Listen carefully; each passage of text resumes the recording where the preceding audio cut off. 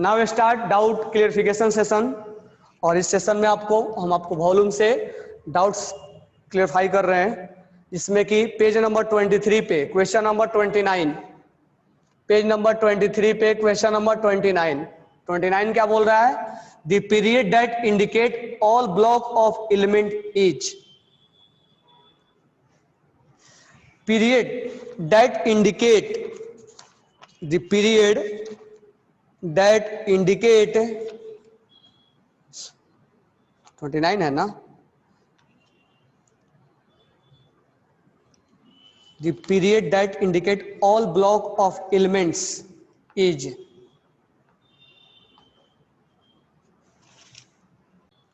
तो question number जो 29 है वो ये बोल रहा है कि ऐसा कौन सा पीरियड है जिस पीरियड में सारे ब्लॉक आते हैं। अब देखो पीरियड नंबर 1 में एस आता है और क्या आता है? पी आता है, हीलियम और हाइड्रोजन। पीरियड नंबर 2 में एस आता है और पी आता है, डी आता है क्या? नहीं। पीरियड नंबर 3 में एस आता है और पी आता है, डी आता है क्या? नहीं, एफ भी नहीं आता। 4 में एस आता है, पी आता है, डी आता है, एफ आता है क्या? नहीं। 5th में नहीं आता है, एफ स्टार्ट होता है 6 से। तो यहां आंसर 6 और 7 है, तो 7 को थोड़ा इनकम्प्लीट माना गया है, इसीलिए 6 यहां करेक्ट आंसर होगा। कि पीरियड नंबर 6 ऐसा है, 7 को थोड़ा इनकम्प्लीट बोलते हैं, इसलिए हम आंसर करेक्ट बोलेंगे। 7 भी हो सकता है, लेकिन हम 6 को क्या है, 7 को क्या है, इनकम्प्लीट मानने की वजह से हम अभी ये बोल देते हैं कभी उसमें। तो 6 पीरियड ऐसा है जिसमें एस भी है, पी भी है, डी भी है और एफ भी है। अभी बहुत सारे एलिमेंट्स उसमें सर्च होना बाकी है, इसलिए इनकम्प्लीट बोला जाता है। अभी सबका भी देखोगे नोमेनक्लेचर में पूरा उसका नाम भी नहीं है, तो इसलिए अभी इनकम्प्लीट बोला जाता है। इसलिए लॉन्गेस्ट पीरियड में 6 पीरियड का नाम लिया जाता है, 7 पीरियड का नहीं। लॉन्गेस्ट पीरियड में 6 पीरियड का नाम लिया जाता है, 7 का नहीं लिया जाता है। क्वेश्चन नंबर 26 क्या बोल रहा है? Which of the following electronic configuration of outermost cell is characteristics of metal, alkali metal? Alkali metal का कौन सा इसमें जनरल कॉन्फ़िगरेशन है? अल्काली मेटल का जनरल कॉन्फ़िगरेशन क्या होगा? NS1 हो जाएगा। NS1 नहीं लिखा है, NS1 नहीं लिखा है, तो और क्या क्या लिखा है? ऑप्शन में ढूंढो क्या क्या लिखा है।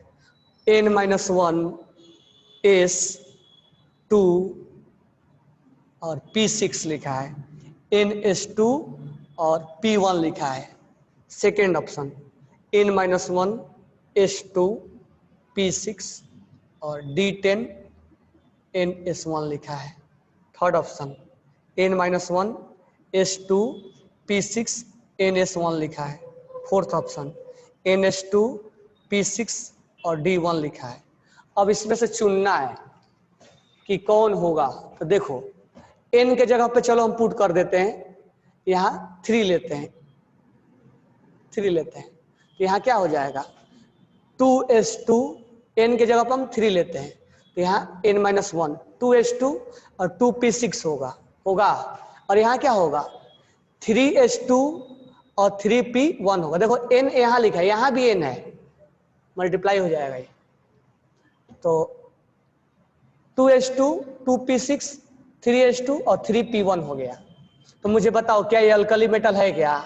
नहीं। ये कौन सा हो जाएगा? बोरॉन फैमिली का हो जाएगा। अब यहां ध्यान देना, अब यहां भी ले लो, अब क्या 4 ले लो, तो N के बदले 4 ले लो। अब क्यों? क्योंकि D पहला बार 4 में ही आता है, तो 4 लोगे तो यहां क्या हो जाएगा? 3S2, अच्छा ये 3 इससे भी मल्टीप्लाई होगा, 3P6, क्योंकि 4-1 है, तो 3S2 3P6 और क्या होगा? 3D10 है। ठीक है, ये हमने लिख दिया। फिर क्या है? यहाँ पर 4 है, 4S1, देखो कितना आसान है। 4S1, ये 4S1 क्या है? अल्कली मेटल है। अब मुझसे पूछोगे सर ये किसका है, तो मैं बता दूंगा किसका है। अगर मैं N4 माना तो बताऊंगा। 1S2 2S2 2P6 3S2 3P6, ये हो गया 10 12 18 28 29, सॉरी नहीं नहीं नहीं नहीं 4s1।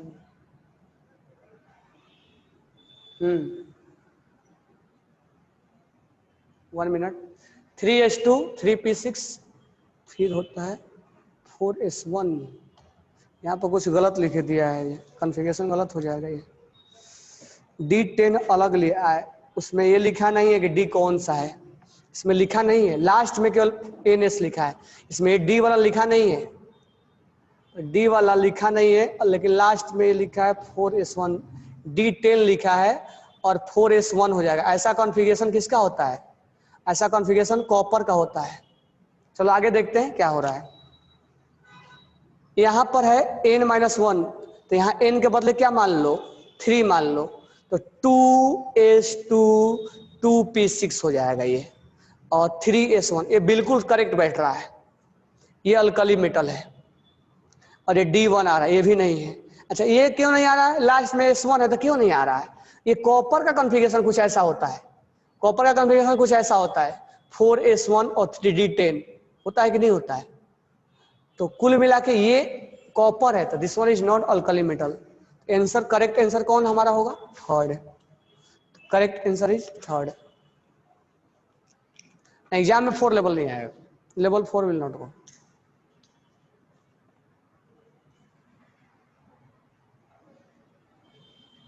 ये कॉन्फ़िगरेशन एग्जिस्ट, ये जनरलाइज टर्म में लिखा गया है।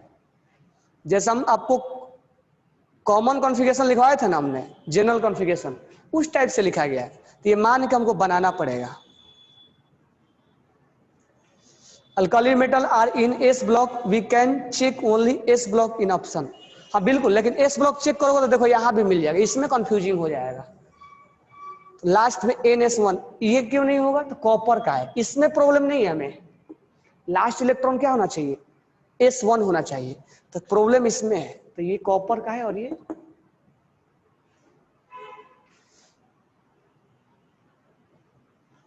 What is assertion reason?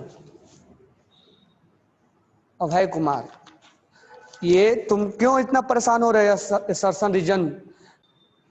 तो नाउ हम अब स्टार्ट कर रहे हैं आपको थोड़ा सा मोल से रिलेट करवाने के लिए। मोल, मोल क्या होता है? तो ध्यान से सुनो थोड़ा सा, हम चैप्टर नहीं बता रहे आपको, मोल से थोड़ा सा इंट्रोड्यूस करवा रहे हैं। मोल क्या आता है? केमिस्ट्री में बहुत मोल आता है, तो ध्यान रखना। 1 डजन में कितना क्वांटिटी होता है?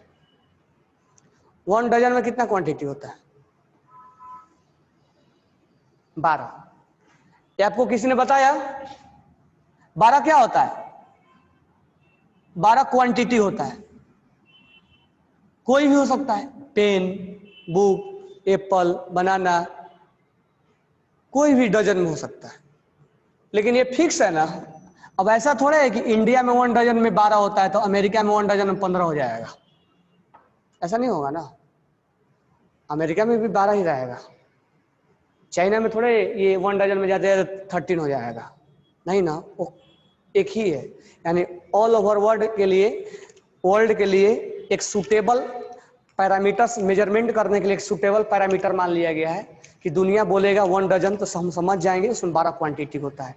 अगर हम अमेरिका में भी कोई सामान जाके परचेज कर रहे होंगे अब बोलेंगे हमें 1 डजन चाहिए तो समझ जाएगा ये 12 मांग रहे हैं, ठीक है। तो उसी तरह से केमिस्ट्री में एक नंबर को डिफाइन करने के लिए, अब ये नंबर को ही डिफाइन किया है ना, 1 डजन, डजन 12 एक क्वांटिटी को नंबर से रिप्रेजेंट कर दिया गया है, 12 एक न्यूमेरिक वैल्यू को एक डजन से रिप्रेजेंट कर दिया गया है।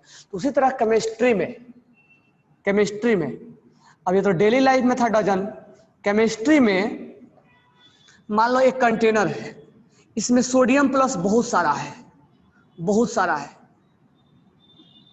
सारा सोडियम प्लस है। अब ये तो नहीं बोलेंगे ना सोडियम प्लस 12 है सर, 1 डजन सोडियम प्लस है, ये तो हम डेली लाइफ में यूज करते हैं ना।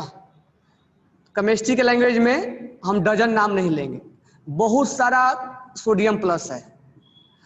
अब केमिस्ट्री के अंदर ऐसा मान लिया गया है कि अगर कोई भी पार्टिकल्स का नंबर ऑफ पार्टिकल्स अगर 6.023 × 10⁻23 आ गया अब इतना ही क्यों? बहुत अजीब सी बात है सर, ऐसा क्यों? नंबर ऑफ पार्टिकल्स अगर इतना आ गया, तो अगर इतना आ गया तो हम उसको बोल देंगे ये 1 मोल है। यानी जैसे 1 डजन में 12 आ जाता है, उसी तरह से केमिस्ट्री में 1 मोल में इतना क्वांटिटी आ जाता है, यानी 10⁻³ पार्टिकल्स हो सकते हैं। वो पार्टिकल्स केटायन भी हो सकता है, वो पार्टिकल्स एनायन भी हो सकता है, वो पार्टिकल्स केटायन भी हो सकता है, वो पार्टिकल्स एनायन भी हो सकता है, वो पार्टिकल्स इलेक्ट्रॉन भी हो सकता है, वो पार्टिकल्स प्रोटॉन भी हो सकता है, वो पार्टिकल्स न्यूट्रॉन भी हो सकता है, कोई भी पार्टिकल्स हो सकता है। तो केमिस्ट्री में जैसे डेली लाइफ में 1 डजन में 12 डिफाइन है, वैसे केमिस्ट्री में 1 मोल में इतना नंबर डिफाइन है, और इतना नंबर को 1 मोल के नाम से जाना जाता है। फर्स्ट वी राइट, फिर हम आगे बढ़ते हैं, हो जाएगा। तो नेक्स्ट ध्यान देना, तो केमिस्ट्री में जैसे डेली लाइफ में 1 डजन में 12 क्वांटिटी होता है, उसी तरह से केमिस्ट्री में 1 मोल में 6.023 इंटू 10⁻23, जो नंबर 12 है वो नंबर यहाँ पर ये है, तो उसके जैसा इतना अगर कोई भी पार्टिकल्स होगा, इतना क्वांटिटी होगा, तो उसको हम बोल देंगे कि वो केमिस्ट्री के भाषा में 1 मोल है। ठीक है, अब ध्यान से सुनना, सोडियम का या ऑक्सीजन का ही ले लो, या सोडियम भी लेते हैं। सोडियम का एटॉमिक मास, अब बताओ कितना होता है? एटॉमिक मास कितना होता है? सोडियम का एटॉमिक मास कितना होता है? 23, गुड, 23 ग्राम होता है। ऑक्सीजन का एटॉमिक मास कितना होता है? 16 ग्राम होता है ना। नाइट्रोजन कितना होता है? 14 ग्राम होता है। हाइड्रोजन का कितना होता है? 1 ग्राम होता है ना। अब मुझे समझाना तुम कि ऑक्सीजन का मास 16 ग्राम है, तो कितने ऑक्सीजन का मास 16 ग्राम है?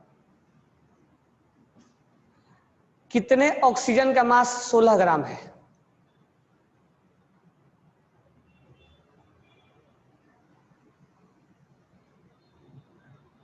कितने ऑक्सीजन का मास 16 ग्राम? गुड, सबने बोला है एक मोल का, एक मत बोल देना।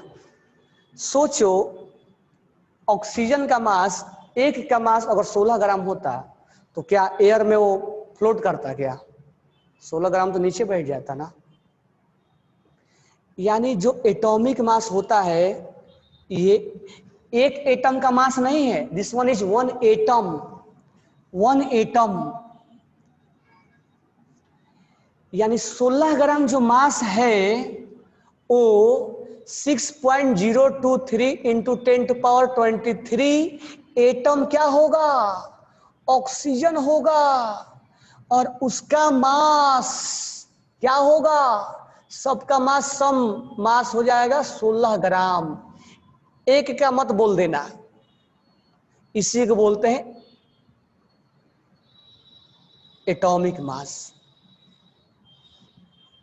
यानी एक मोल का मास, 1 मोल का मास 16 ग्राम है।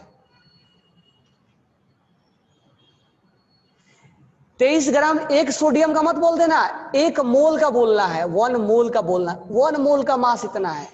यानी सोडियम ऐसा होते होते होते इतना संख्या हुआ होगा, और सबका मास मिलके 23 ग्राम हुआ होगा। 16 ग्राम 1 मोल का है, 14 ग्राम 1 मोल का है। हाइड्रोजन का एक एटम का मास नहीं है 1 ग्राम, 1 मोल का है। यानी इसकी संख्या इतना हुआ होगा, और सबको मिला के तब जोड़ा गया होगा, ऐड किया होगा, तब 1 ग्राम आया होगा।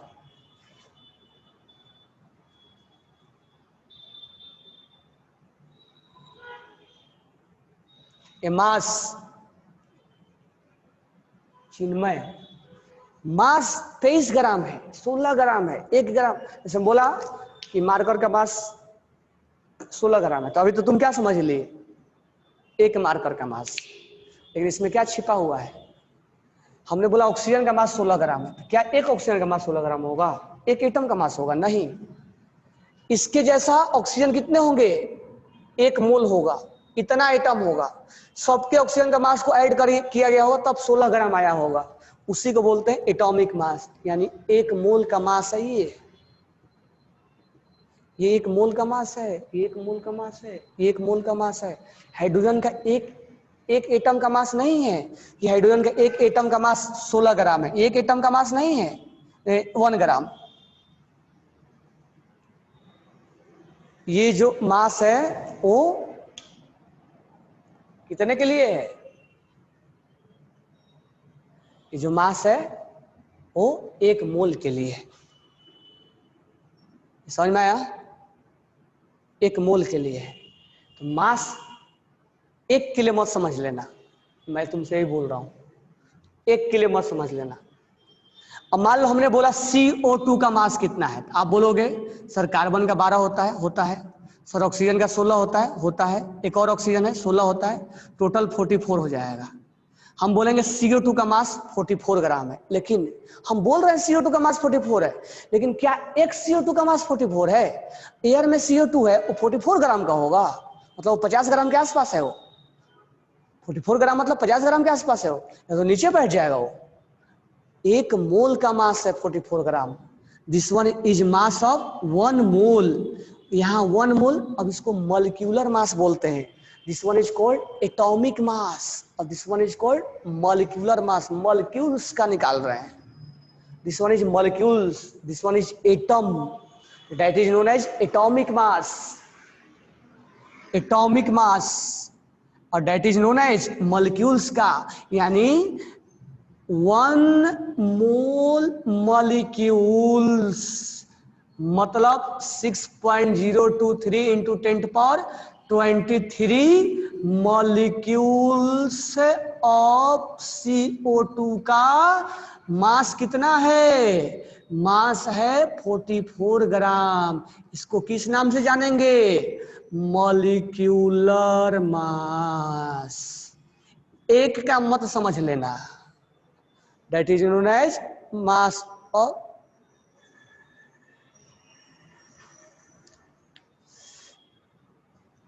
एक C का है और 2 ऑक्सीजन का है 44। एक C का है, कार्बन का है। इसको अलग अलग नहीं बोलेंगे, इसको हम क्या बोलेंगे?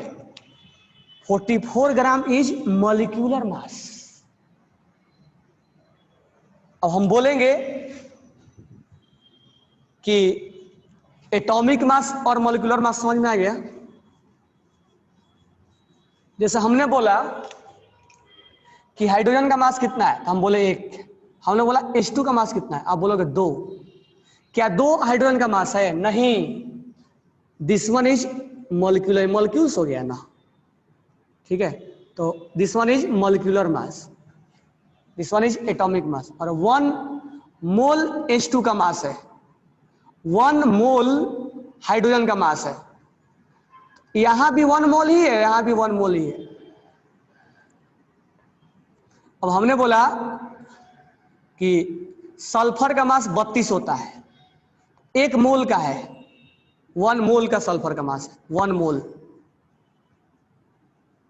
ऑक्सीजन का 16 होता है। हमने बोला H2SO4 का क्या है, तो H2SO4 का जो हो जाएगा S का 32, सल्फर का 64 और यहाँ पर 2, कितना हो जाएगा 98, 4 2 6 8। यानी कि H2SO4 का मास कितना है 98 ग्राम। यानी 98 के बारे में हम क्या बोलेंगे? ये मॉलिक्यूलर मास है।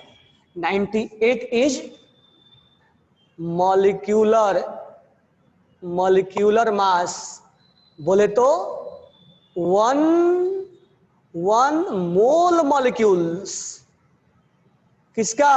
Of H2SO4।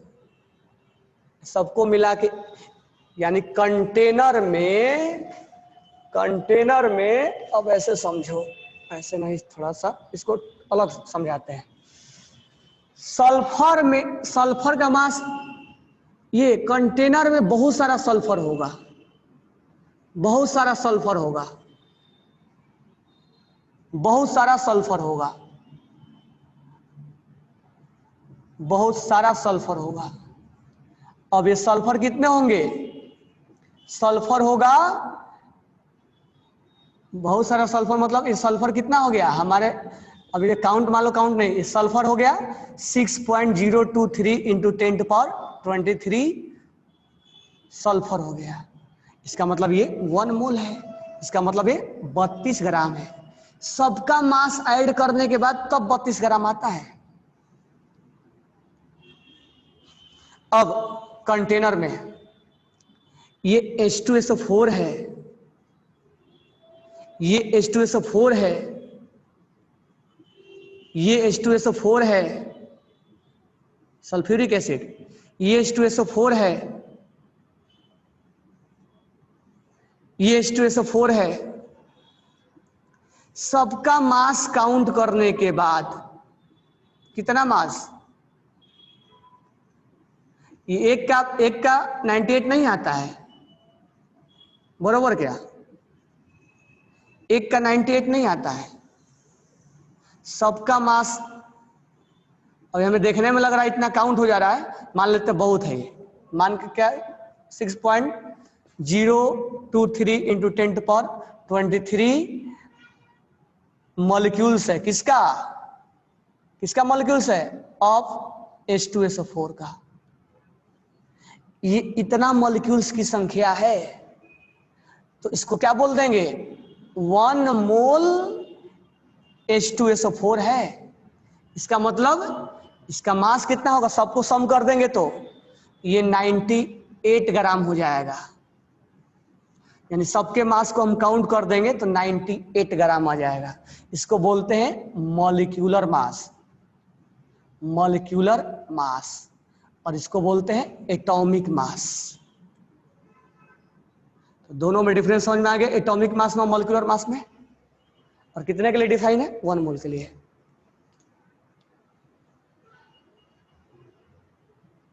राइट डाउन कर लेने से। अब हम इसको जोड़ते हैं कहाँ, एक्चुअली हम सब मोल में पढ़ते हैं, लेकिन हमें थोड़ा न्यूमेरिकल्स बनाना है, तो इसको हम जोड़ेंगे पीरियोडिक क्लासिफिकेशन से, क्योंकि हम थोड़ा सा मोल के बारे में जानेंगे तब तो उसके ऊपर क्वेश्चन करेंगे। तो पहले आप इसको राइट डाउन कर लो। और एटॉमिक मास और मॉलिक्यूलर मास समझ में आ गया होगा किसके लिए हम बोलते हैं, कितने के लिए डिफाइन है, ठीक है।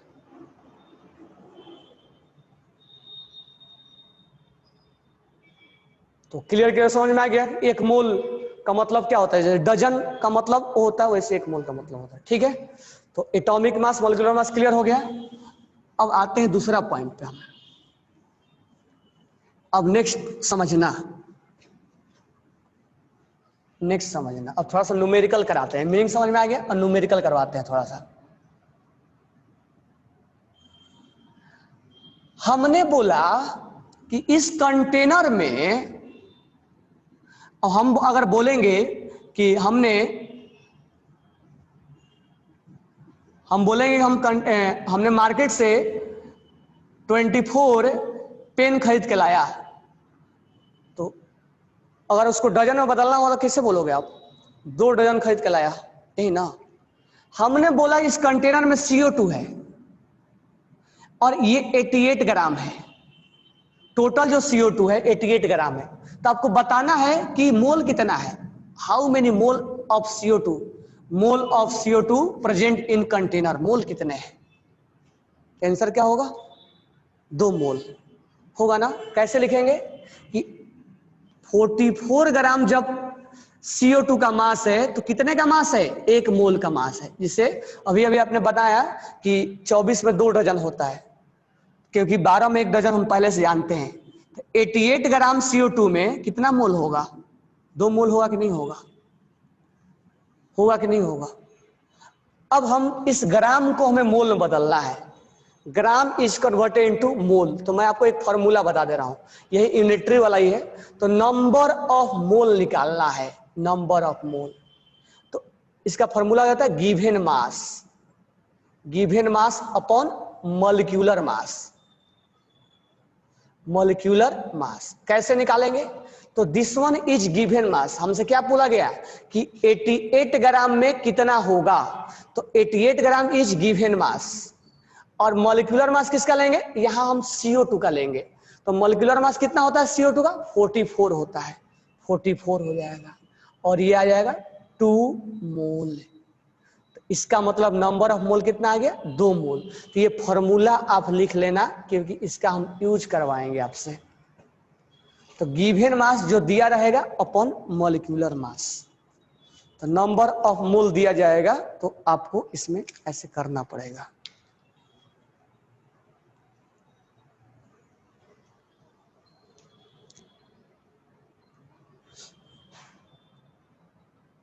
ठीक है, अब मान लो तुमसे ऐसे क्वेश्चन में बोल दिया, ऐसे कैसे कि इस कंटेनर में 12.046 इंटू 10⁻24 मॉलिक्यूल्स है किसका CO2 का। तो कितने मोल है, मोल बताओ, मोल कितने हैं। अब दूसरा न्यूमेरिकल ये लिख लिए होगे। दूसरा न्यूमेरिकल आप ये बताओ कि अगर कंटेनर में इतना मॉलिक्यूल्स है तो मोल कितने होंगे। इतना मॉलिक्यूल्स है, जैसे हमने बोला कंटेनर में एक कंटेनर में 36 नोटबुक है तो कितने उसके अंदर डजन है। तो आप बोलोगे 3 डजन है। तो मुझे ये बताओ इतना मॉलिक्यूल्स इस कंटेनर में है तो कितने मोल होंगे, मोल कितना होगा, कितना मोल होगा।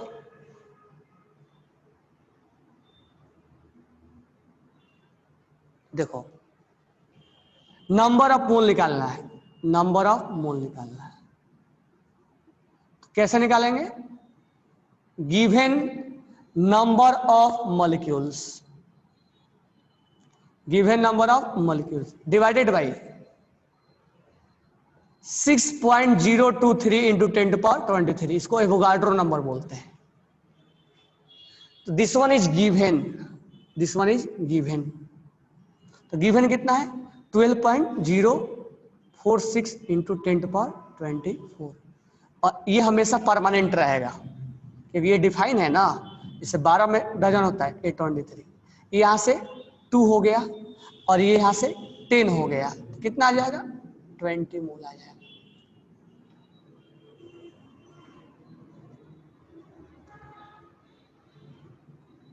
ये कैंसिल होगा, समझ में आया ना कैसे कैंसिल हुआ।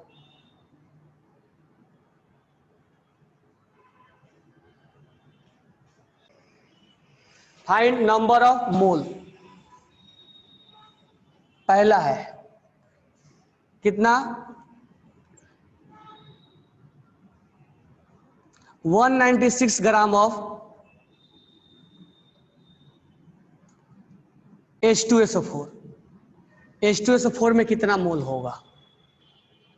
Second 64 gram of O2, third 28 gram of N2, four 16 gram of H2,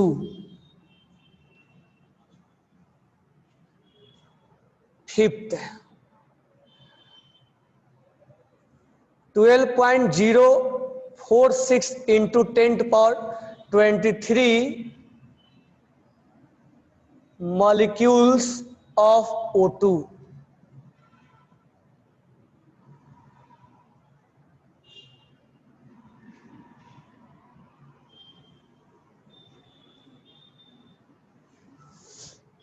ठीक है, तो देखो कैसे निकालेंगे। यहां पे क्या लिखोगे, number of mole equal to this one is given mass. अब इसका मॉलिक्यूलर मास बताओ कितना होता है। इसका मॉलिक्यूलर मास होता है, फॉर्मूला पहले लिख दो,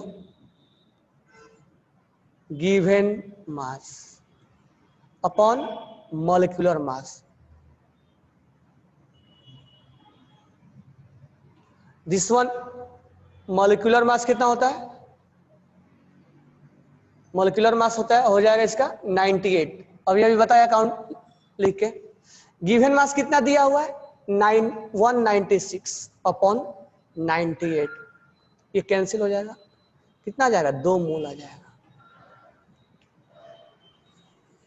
इसका नंबर ऑफ मोल निकालना है। गिवन मास कितना है, 64। मॉलिक्यूलर मास O2 का मास कितना होता है, 32। 16 + 16 32 ग्राम। कितना आ गया, 2 मोल। नंबर ऑफ मोल कितना होगा, गिवन मास कितना है, 28। और मॉलिक्यूलर मास कितना होता है, इसका मास कितना होता है, 28। 14 + 14, तो मोल कितना आ गया, ये 16 है। नंबर ऑफ मोल कितना होगा, 16 गिवन मास है, मॉलिक्यूलर मास कितना होगा, 1 + 1। मुझे बताओ 1 to 4 तक समझ में आया कि नहीं आया, 1 to 4 तक सबको समझ में आया कि नहीं आया।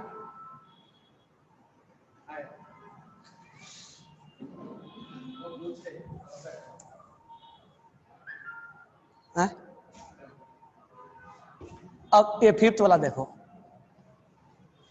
5th वाला में नंबर ऑफ मोल निकालना है। क्या लिखेंगे, गिवन मॉलिक्यूल्स अपॉन 6.023 × 10⁻23।